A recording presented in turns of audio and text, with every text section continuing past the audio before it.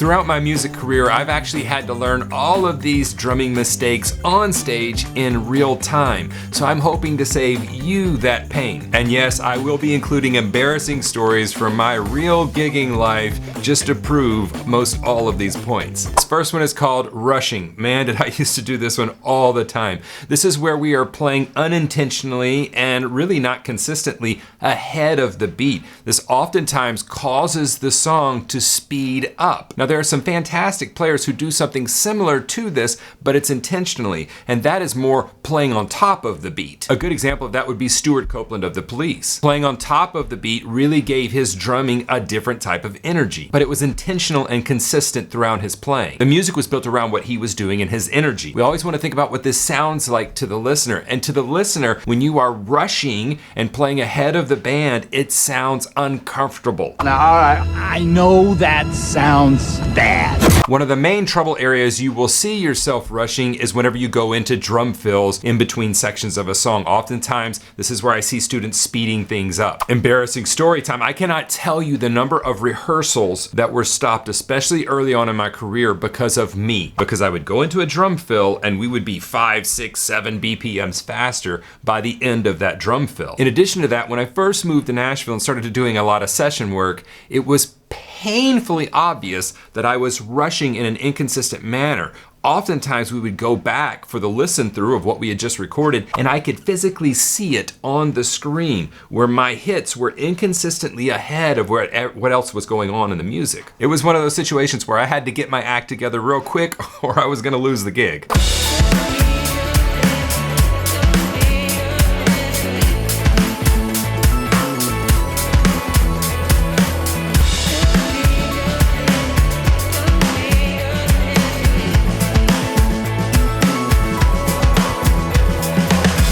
The next one is dragging behind the music. When I first started playing professionally at the age of 15 or 16, I had a mentor and he was a piano player. He would always tell me, just watch my hands for the beat. I was a young player and still developing, didn't really have a great internal clock. I can still remember to this day him leaned over the keyboard, banging it with his left hand and yelling over the music, "Don't drag!" Whether we were in an orchestra pit or we were on stage, he always let me know when I was dragging behind the music. Now, this can also be used as a tool to give the music a very big and fat sound, a la John Bonham. He's well known for sitting on the back side of the pocket. When the band has discussed this and you're all on board, this becomes a tool. But when not done intentionally, it can sound like the band is trying to pull you through a puddle of mud. We want to work on playing what we want to play, when we want to play it, how we want to play it.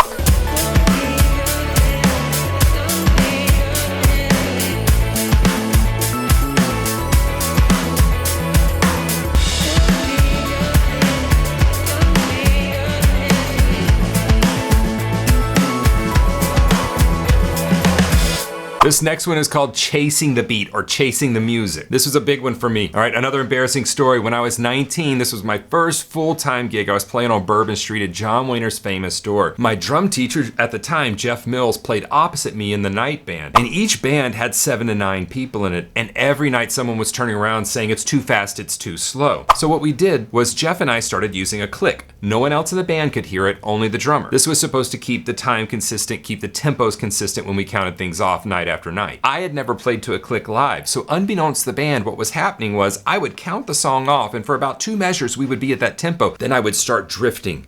And then I would start trying to drift back. And then I spent the whole song trying to chase the beat. And for the band, this made it feel very uncomfortable. And this led to me almost losing that gig because I didn't have any groove. I didn't have a consistent pocket. I couldn't make people dance. And it was a dance club. So not dancing at a dance club is kind of a bad thing. Now what this looks like is if this is the beat, sometimes you're a little too far ahead and then we overcorrect and oh no, now we're behind and now we're on the beat, but now we're ahead again. Oh no, we're behind, but and you're constantly chasing around the beat, but never settling into a consistent groove. When I was doing this live, the band would blame it on the click. Turn that click off. It feels horrible when we play to that click. But it wasn't the click's fault. It was my fault. I didn't know how to sit in the pocket and keep it there.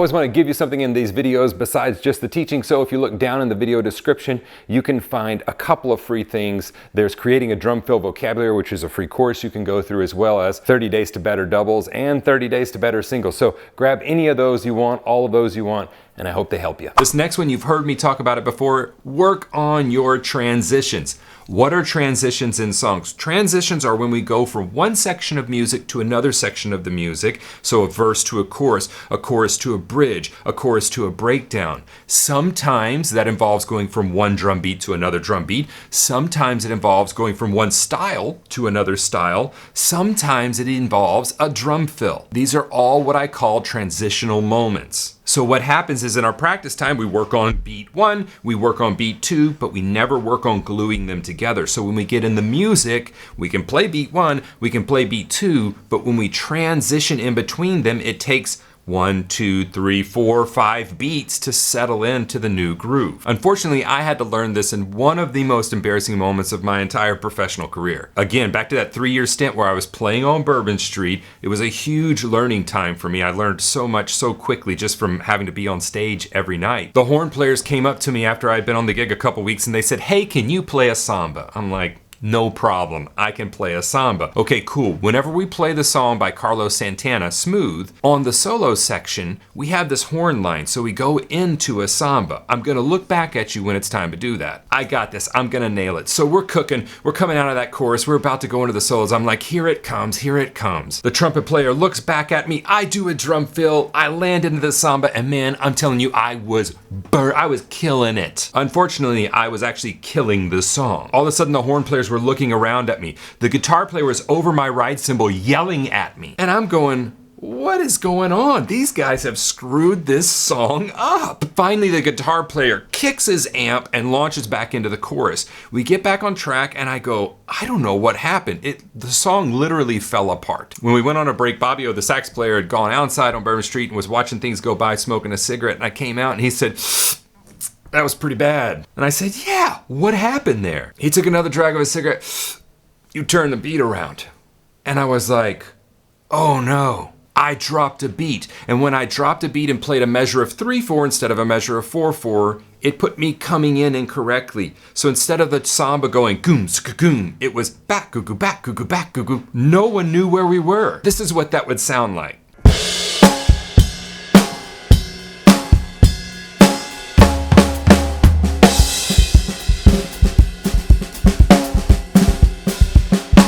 Now with no music going, it sounds like nothing happened, but if you count that, I dropped a beat. To make matters worse, he took one more drag on his cigarette and said, "You know what was the worst part?" And I thought, the worst part, besides me crashing the band? And he said Raymond Weber had just walked into the club. I had been waiting to meet Raymond Weber. He was like a local god among the drummers there. And my first impression on him, I crashed the band and he walked directly out of the club. You have to work on your transitions. In your practice time, if you're practicing a groove and you're practicing another groove, you have to practice those grooves together, going in and out of them.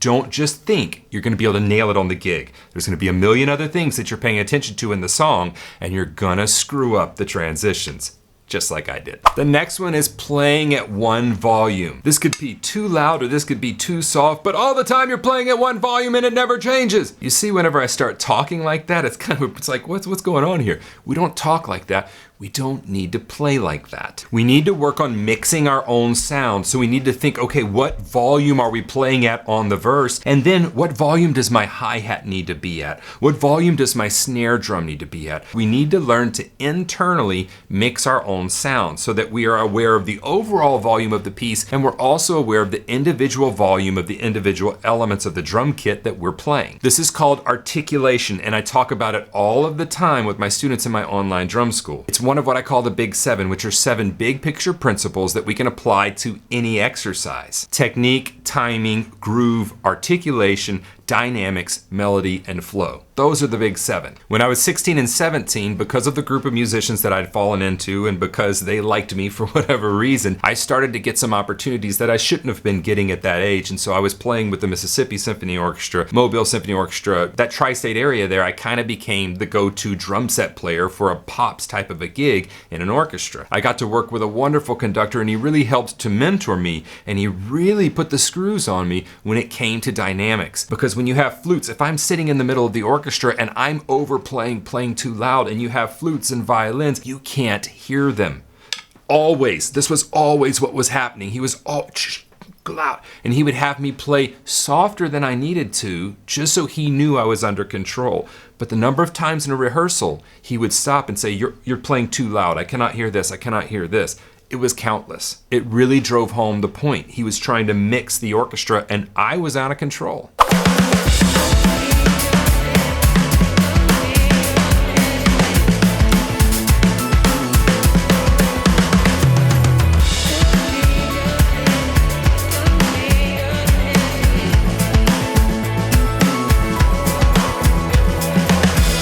The next one is the cymbal too loud guy. This is one of the most common ones I see, especially in a studio setting. The drummer is just bashing the mess out of the cymbals. What happens is that takes our overheads out of the equation for the engineer, whether it be live or in a studio setting, because we're overriding everything else. They can't get a good drum sound from that. All they're getting is cymbals. Does this mean that we never play our cymbals loud? Absolutely not. It means that we need to be aware of how loud the cymbals are versus the drums. Sometimes we need to play the hi-hat softer. Sometimes we may need to play the hi-hat a little bit harder than we're playing the crashes. Sometimes we need to back off the ride cymbal. Remember, we want to play what we want to play, when we want to play it, how we want to play it. Steve Gould is a fantastic drummer and a friend of mine, and he said when he was coming up, one of his teachers drilled into him that you never play the cymbals louder than 80% of their actual capable volume. This allows for the rest of the drum set to come up and be heard over the cymbals. And for my embarrassing story about this, when I was in my band Lovers and Liars, we got signed to Universal Records. I was pumped about this. We got to work with some incredible people, and I was going into the studio with an engineer that I loved a lot of the work that he had done. I thought this was going to be one of the easiest recording sessions I had ever done. I'd been playing these songs live for 2 years. It was only 2 songs. I knew them like the back of my hand. We do a couple takes, and then I see him turn around and start talking to the lead singer. Of course, I can't hear them. They didn't turn the talk back on, so there was a conversation happening about something I had done that he needed to decide something on. I saw my lead singer nod, and then he pushed the talkback button, and the engineer said, "Is there any way we can cut these drum parts without the cymbals and then come back and record the cymbals later?" All of a sudden, what should have taken me 30 minutes, an hour, took over 8 hours to get done with that session. We cut the cymbals and the drums separately. If I could have had someone come over the talkback and say, "Hey, your cymbals are out of control. If you can't bring them down, we're gonna have to cut this drums and then come back and cut the cymbals later." Again, a learning curve that I don't want to happen to you. It happened in front of people I respected, people that I loved, and they didn't think badly of me. We had just been hitting the road pretty hard and playing these songs live. Learn to control how loud you're playing your cymbals. Play them loud if you need to, but when you don't need to, pull them back.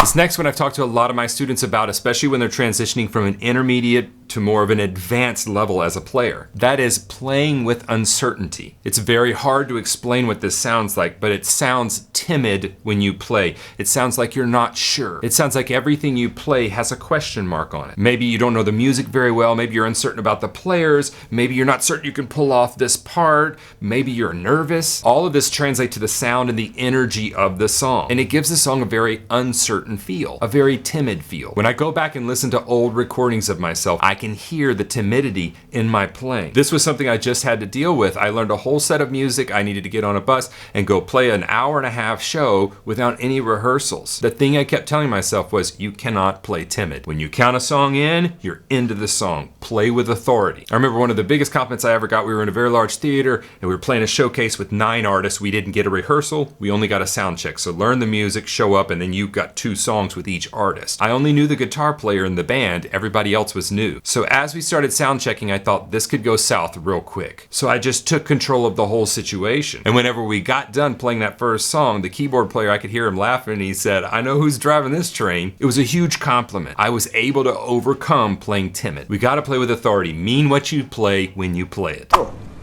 Look at me. Sure. I'm the captain now.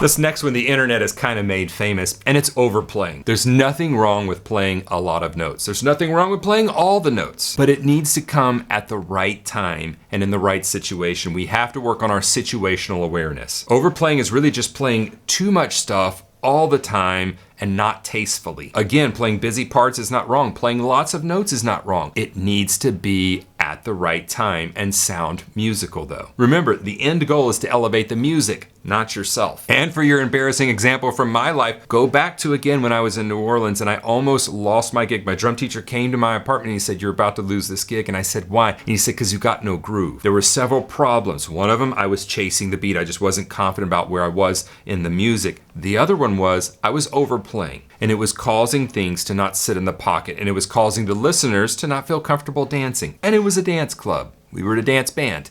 That needed to be happening.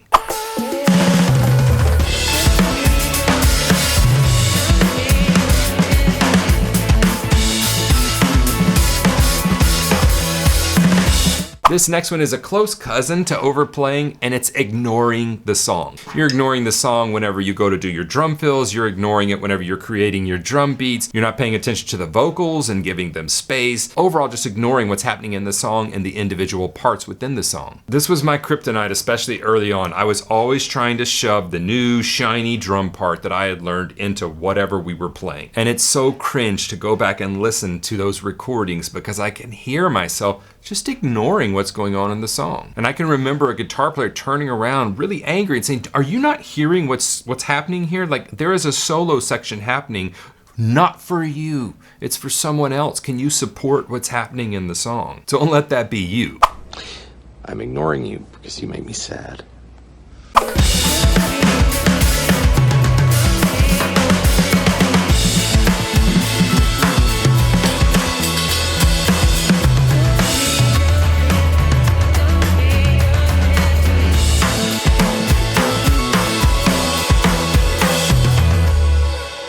If you enjoyed this video, be sure to subscribe and check out the other videos in this series, drum fill mistakes as well as top mistakes that beginners make.